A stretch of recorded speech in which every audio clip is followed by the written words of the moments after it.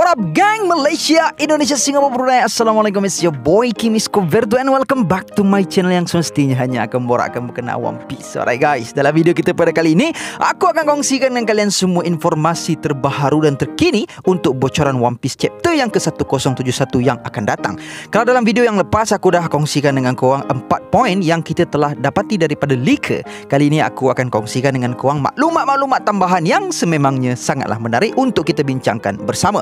Nak tahu apakah bocoran tambahan tersebut? So jom, let's proceed with the content. Tapi sebelum itu, kepada korang yang belum lagi subscribe, jangan lupa untuk subscribe dan menekan bell notification button supaya korang tak ketinggalan video-video dari aku. Dapatkan brownies cookies homemade di Shopee, produk terkini dari aku. Hantarkan video-video review anime korang ke email kimiskoverto@gmail.com sekiranya korang berminat untuk sertai speaker-speaker di channel Skoverto Anime. Follow TikTok Kimiskoverto untuk mendengarkan fakta-fakta pendek dari aku. Ayo kita jadikan channel ini setandai dengan channel-channel teori yang ada di seluruh dunia. Say with me guys, Ikuzo Yarodamo.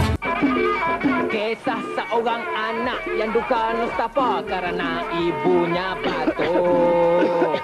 Menurut spoiler, tajuk bagi chapter yang ke-1071 yang akan datang berjudul A Hero Appears, yang mana possibly tajuk ini merujuk kepada kemunculan Monkey D. Garp yang sememangnya dijuluki dengan gelaran sebagai The Hero of the Marine, ataupun hero yang dimaksudkan itu juga sebenarnya merujuk kepada satu watak misteri yang akan muncul dalam chapter ini yang akan aku kongsikan dengan kalian dalam poin yang seterusnya nanti. Kemudian dalam color spread nantinya kita bakal melihat kemunculan Uta yang bersama-sama dengan Straw Hat Pirates. Chapter nantinya dikabarkan bakal bermula dengan panel yang menunjukkan kepada kita gambar red line. Kuma bakal muncul di red pot tersebut dan menyebabkan semua orang yang menyaksikan kehadirannya itu menjadi panik. Kemudian kita bakal melihat satu letupan yang berlaku betul-betul pada simbol world government yang terdapat pada dinding red pot tersebut. Letupan itu juga kelihatan seolah-olah dilakukan oleh Bartholomew Kuma sendiri. Cumanya dalam panel tersebut kurang jelas kepada kita sama ada letupan itu adalah kesan daripada serangan laser beam Kuma ataupun sebenarnya Kuma sendiri yang meletup dan berasap memandangkan Kuma sebelum ini dilihat berada dalam keadaan yang agak rosak dan sedang dibaiki oleh Revolutionary Army. So guys, daripada maklumat ini jelaslah kepada kita bahawa teori Kuma menteleportasikan dirinya untuk menyelamatkan Vegapunk, Straw Hat Pirates dan juga anak perempuannya Jewelry Bonnie yang berada di Egghead dalam chapter pada kali ini adalah salah sama sekali. Oda ni memang betul-betul kaki twister. Betul lah Siapa sangka si Kuma tu nak bagi balik ke Red Port setelah Sabo dan Commander Revolutionary Army bersusah payah melarikan dia daripada Marijoa yang betul-betul berada di atas Red Port. Kemudian panel dikatakan bakal beralih ke Egghead Island semula. Stussy mengatakan bahawa Lucci nampak gayanya tidak ingin untuk mematuhi arahan yang telah dikeluarkan oleh Marine dan Lucci tetap berkeras untuk menyerang Luffy dan Vegapunk. Ejen CP0 yang lain pula sedang menyekat ke semua jalan keluar yang terdapat di Egghead Island. Lucci juga dikatakan sangatlah marah dan mengatakan bahawa dia tidak mengakui Luffy sebagai seorang Yonko. Doi lah si Lucci lucu ni. Dah kena tibai dengan Luffy sampai nyaris-nyaris pengsan pun masih lagi berdegil ya si harimau kumbang ni.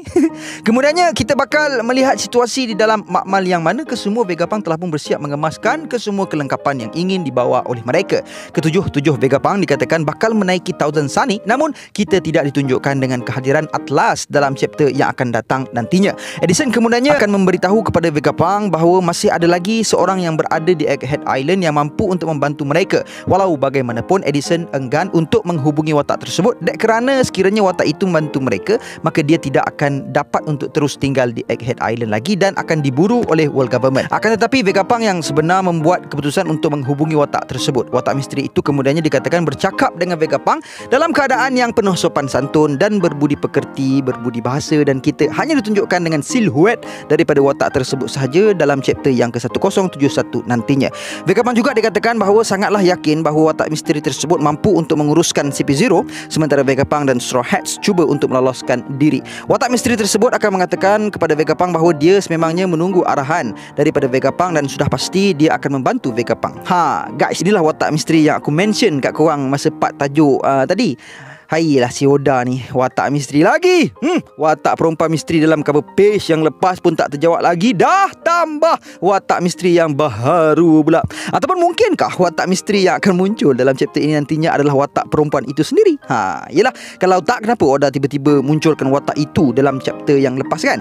Adakah Oda akan menggunakan formula yang sama yang digunakan dalam chapter yang ke-1064 yang lepas, iaitu formula memasukkan cerita daripada cover page terus ke dalam main storyline manga? Bagaimana pula menurut kalian, geng? Agak-agak korang, siapakah watak misteri tersebut? Please drop your comment down below. Okay? Kemudian dengan tiba-tiba Frontier Dome telah pun hilang, walaupun tiada sesiapa pun yang berada di dalam control room yang melakukan hal tersebut. Lucci menjadi tertanya-tanya adakah itu merupakan satu perangkap, dan Stussy juga dilihat kebingungan. Lucci, Kaku dan Stussy kemudiannya telah pun menggunakan teknik Geppo mereka untuk menuju ke makmal, manakala kesemua Seraphim dan agen CP0 yang lain tak berada di bawah. Pythagoras kemudiannya telah menghadiri semula Frontier Dome tersebut, namun Lucci, Kaku dan Stussy telah pun berada di dalam. Mereka bertiga kemudiannya telah melihat kapal Sunny yang berada di pintu masuk Labor Phase, dan Lucci mengarahkan Kaku untuk memusnahkan kapal tersebut. Kaku melancarkan serangan rangka Q-nya tepat ke arah Thousand Sunny, namun Zoro dengan pantasnya telah terjaga dari tidurnya dan menepis serangan Kaku tersebut. Zoro dan Kaku kemudiannya telah pun berlawan, dan Kaku dilihat sangatlah kepanikan. Nampak gayanya, guys? Betul lah apa yang telah aku katakan kepada korang semua dalam video spoiler yang lepas berkaitan dengan fight antara Zoro dan Kaku ini. Luffy, Chopper dan Jinbei akan berjumpa semula dengan nakama mereka yang lain, akan tetapi Bonnie tidak ada bersama-sama dengan mereka. Robin sedar yang Vegapunk yang sebenar tiada bersama mereka. Pedal kemudian beralih ke arah Vegapunk yang berada di tempat yang lain di dalam makmal tersebut, dan kita dapat melihat Bonnie yang sedang mengejar Vegapunk. Bonnie cuba untuk menyerang Vegapunk, namun Vegapunk merayu kepadanya untuk mendengar penjelasan daripada Vegapunk. Vegapunk mengatakan bahawa dia tidak boleh kembalikan ayah Bonnie, yakni Kuma, kepada keadaan asal disebabkan oleh satu perkara yang tertentu. Pedal kemudiannya akan beralih ke arah Crooked's Pirates yang menunjukkan mereka sedang menghampiri Pulau Elbaf. Ya, itu dia.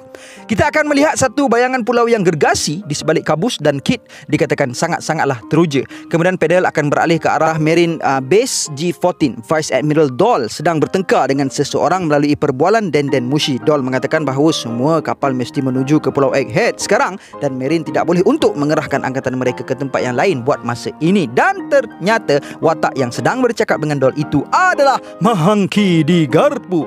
Garp kemudiannya telah tiba di pangkalan tersebut, menyebabkan Doll sangatlah terkejut. Pada muka surat yang terakhir, kita bakal melihat kapal Garp yang berlabuh di pangkalan G14, manakala Helmeppo dan Hibari pula sedang menangis. Garp kemudiannya telah mengajak Helmeppo untuk menaiki kapal mereka dan mengajak agar Helmeppo untuk membelasah lanun itu untuk menyelamatkan Koby. Dan kemudian nak tahu apakah yang akan berlaku dalam chapter yang ke-1071 dengan terperincinya? Pastikan korang stay tune di channel Kimis Coverto untuk menonton chapter review yang ke-1071 yang insya-Allah akan aku hasilkan nantinya. Dan sedikit kabar duka buat pembaca manga, minggu yang seterusnya manga akan bercuti. So guys, that's all I have untuk perkongsian kita pada kali ini. InsyaAllah, see you guys in the next content. And gang, before I end, sedikit renungan. Kita ada macam-macam keinginan, dan keinginan ini tak pernah berhenti. Tapi sebenarnya Allah beri apa yang paling baik dalam hidup kita. Sebab itu kita kena yakin apa yang Allah berikan itu yang terbaik dalam hidup kita. Tapi kita suka salah sangka. Kita tak fikir ketentuan Allah adalah yang terbaik. Kita cuma fikir apa yang kita nak adalah yang terbaik. Kita kena belajar beriman kepada qada dan qadar. Kehidupan ini dia macam roda. Ada masa kita ke atas dan ada masa kita di bawah. Kita jangan sombong dan lupa diri, sebab yang bagi kita naik sekejap itu pun Allah. Masa kat bawah juga kita jangan rasa sedih dan putus asa. Jangan pernah putus asa daripada rahmat Allah. Orang yang beriman, setiap hari dia hidup, dia semakin mengharapkan keampunan daripada Allah. Apa keinginan kita? Tiada siapa yang boleh beri melainkan Allah. Untuk hidup kita jadi berkat, rezeki kita jadi baik, kita mesti mula dengan pagi. Pagi sekurang-kurangnya 2 rakaat tahajud, sembahyang subuh berjemaah dengan beristighfar. Allah sempurnakan kerja-kerja kita. Allah sempurnakan rezeki kita. Dengan istighfar, Allah maafkan kita. Untuk Allah Subhanahu Wa Taala murahkan dan berkatkan rezeki kita. Kita berusaha jaga solat sunat duha sebagai tanda syukur. Bila kita bersyukur, Allah tambahkan nikmat. Ramai orang kejar rezeki siang malam, tapi rezeki dia mungkin banyak tapi tak tenang dan tak bahagia. Jadi makin tak cukup sebab dahi dia tak sujud kepada Allah. Jadi bersyukurlah. And until then, my gang, there is no God except Allah. Assalamualaikum warahmatullahi